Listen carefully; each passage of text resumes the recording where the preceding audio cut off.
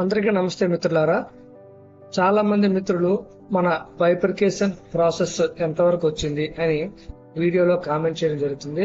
అయితే మనకి ఇప్పుడు గౌరవ ప్రభుత్వం ఏం చేసిందంటే ఈ రోజు మనకి ఒక లెటర్ అనేది రిలీజ్ చేసింది. అది దేనికి సంబంధించింది అనేది మనం పూర్తిగా చూద్దాము. దాన్ని బట్టి మన ప్రాసెస్ ఇది ఎంతవరకు వచ్చింది, ఏ విధంగా జరుగుతుంది అనేది మనకి తెలుస్తుంది.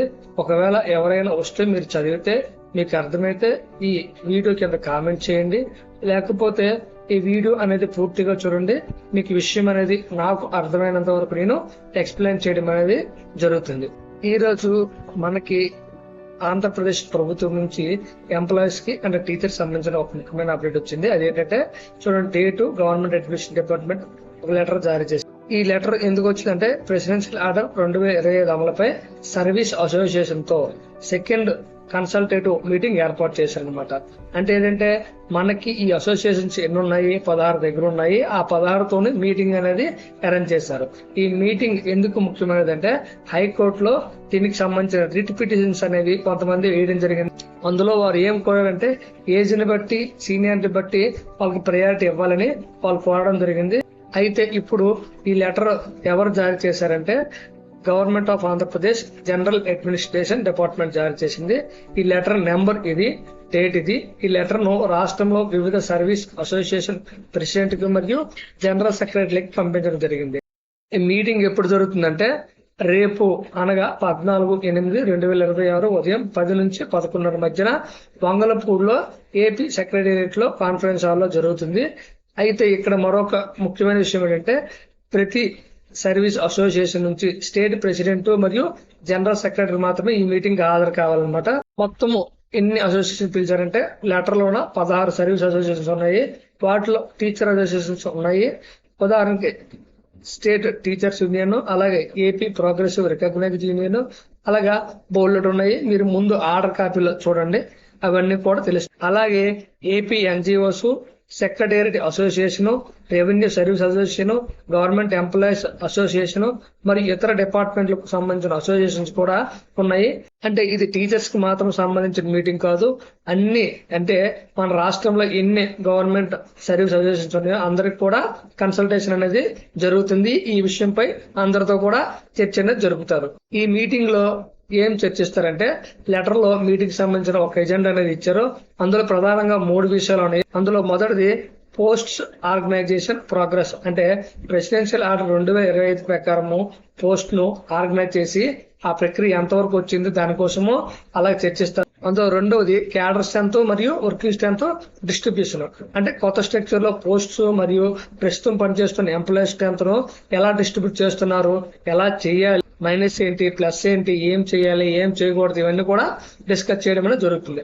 అలాగే మూడోది పర్సన్స్ అలాట్మెంట్. ఈ అలాట్మెంట్ కోసమే చాలా మంది ఎదురు చూస్తున్నారు, ఏ విధంగా చేస్తారనేది. ఇప్పుడు ప్రెసిడెన్షియల్ ఆర్డర్ 2025 ప్రాజెక్ట్స్ ప్రకారము ఎంప్లాయీస్ ను రెస్పెక్టివ్ లోకల్ క్యాడర్స్ ను యూనిట్ కి ఎలా అలాట్ చేయాలనే విషయము, ఈ అలాట్మెంట్ విషయము, ఇవన్నీ కూడా ఈ 3 కూడా చర్చ అనేది ఈ మీటింగ్ లో జరుగుతుంది. అయితే ఈ ఆర్డర్ కాపీలో ఒక ముఖ్యమైన విషయం ఉంది. అదేంటంటే హైకోర్టులో ఎవరు ఏది ఫైల్ చేశారంటే ఈ లెటర్ లో చాలా ముఖ్యమైన పారాగ్రాఫ్ ఉంది. గవర్నమెంట్ చెబుతున్న ప్రకారము ప్రెసిడెన్షియల్ ఆర్డర్ 2025 ఇంప్లిమెంటేషన్ సంబంధించి కొన్ని అంశాలపై హైకోర్టులో సవరల్ రిట్ పిటిషన్స్ దాఖలయ్యాయి. మనం ముందే చెప్పుకున్నాం కదా.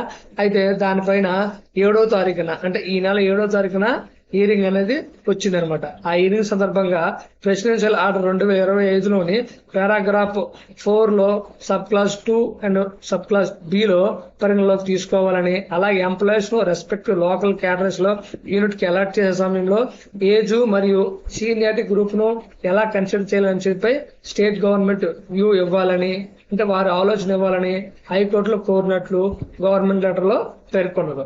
ఇది ముఖ్యమైన ఇంపార్టెంట్. చాలా మంది కూడా ఇదే విషయంపై చాలా మంది డౌట్ పడుతున్నారు. ఒకసారి రేపు ఏం జరుగుతుందా అనేది మనం చూడాలి. గవర్నమెంట్ ఇప్పుడు ఏం చేస్తుంది, గవర్నమెంట్ తన తానే నిర్ణయం తీసుకోకుండా సర్వీస్ అసోసియేషన్ తో అభిప్రాయాలను కూడా తీసుకోవడం మంచిదని భావించి అందుకే ఈ సెకండ్ కన్సల్టేటివ్ మీటింగ్ ఏర్పాటు చేసింది. ఎందుకంటే గవర్నమెంట్ తాను చేసింది అనుకోండి, రేపొద్దున కొంతమందికి నష్టం జరగవచ్చు, లాభం జరగవచ్చు. కాబట్టి ఇప్పుడు ఎవరైతే అసోసియేషన్స్ ఉన్నాయో వాళ్ళందరి అభిప్రాయాలు తీసుకుని అందులో మేజర్ ఏదైతే ఒపీనియన్ ఓకే చేస్తారో దాని ప్రకారం అనేది సక్సెస్ అవ్వచ్చు అనుకుంటున్నాము. గవర్నమెంట్ ప్లస్ సర్వీస్ అసోసియేషన్స్ కలిసి ప్రెసిడెన్షియల్ ఆర్డర్ ఇంప్లిమెంటేషన్ కి సంబంధించిన అంశాలపై చర్చించబోతున్నాయి. ఇక్కడ మనము ఒక విషయం అనేది తెలుసుకోవాలి. ఏంటంటే ఈ ఓన్లీ లెటర్ ఎలొకేషన్ ఆర్డర్ అనేది కాదు, ఓన్లీ కన్సల్టేటివ్ మీటింగ్ ఇన్ఫర్మేషన్ కాబట్టి చాలా మంది కూడా ఏదో అయిపోతుంది అని ఎవరు కూడా భయపడద్దు.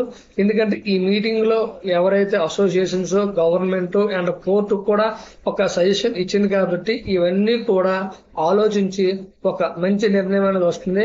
ఎవరు కూడా కంగారు పడాల్సిన అవసరం లేదు, ఎవరు భయపడాల్సిన అవసరం లేదు. ఏం జరుగుతుందో అనేది మనము చూద్దాం, వెయిట్ చేద్దాం. రేపు సాయంత్రంకి ఇలా వస్తుంది కాబట్టి అందరూ కూడా ఎవరు కంగారు పడాల్సిన అవసరం లేదు. ఏది జరిగినా కొంచెం మనము ఏదైనా మంచి నిర్ణయం జరుగుతుంది కాబట్టి కొంచెం ఆలోచిద్దాం. రేపు మీటింగ్ తర్వాత గవర్నమెంట్ ఏ నిర్ణయం తీసుకుంటుంది, సర్వీస్ అసోసియేషన్స్ ఏం సజెషన్ ఇస్తాయి, ఏం చర్చ జరుపుతాయి, అలాగే ఏజ్ మరియు సీనియారిటీ విషయంలో గవర్నమెంట్ ఏ విధంగా నిర్ణయం తీసుకుంటుంది అనే విషయాలు మీటింగ్ తర్వాత వచ్చిన అఫీషియల్ ప్రొసీడింగ్ లో మనకు స్పష్టంగా ఏదైనా చెప్పబడతాయి. ఆ వచ్చిన వెంటనే మీకు ఒక మంచి వీడియో చేయబడుతుంది. మన ఛానల్లో వచ్చే ఇన్ఫర్మేషన్ మీకు యూజ్ఫుల్ గా ఉంటే లైక్ చేయండి, మీ మిత్రులందరికీ ఈ వీడియోని షేర్ చేయండి, మన ఛానల్ ని సబ్స్క్రైబ్ చేసుకోండి. Thank you.